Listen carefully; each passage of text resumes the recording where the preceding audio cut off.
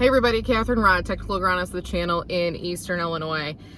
Today is May 28th and these are my thoughts from the truck. So we have had a lot of growth on our crop within the past week because we have finally gotten above 75 degrees during the day. And with this heat that we got, especially over Memorial Day weekend, our crop has jumped. So driving across territory, we have corn anywhere from V5 to spiking through the ground. Same story with beans. We have beans anywhere from V3 to they're still covered in dirt and they were just planted over the weekend.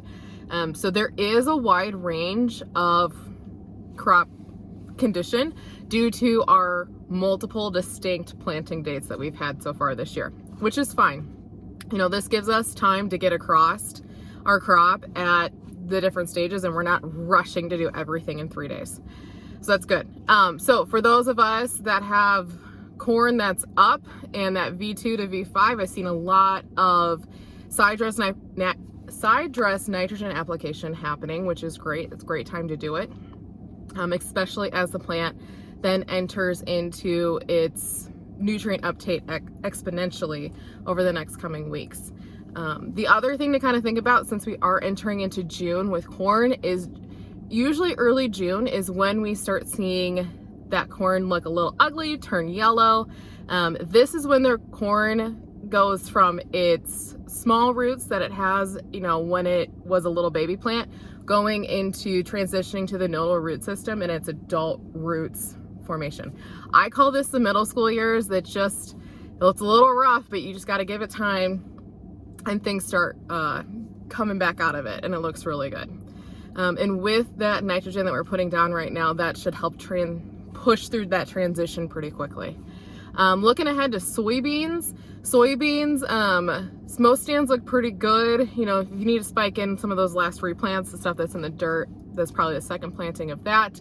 I am starting to see some tinges on soybeans, but that is from our post-herbicide application. So both for corn and soybeans, we're approaching that post-herbicide application window.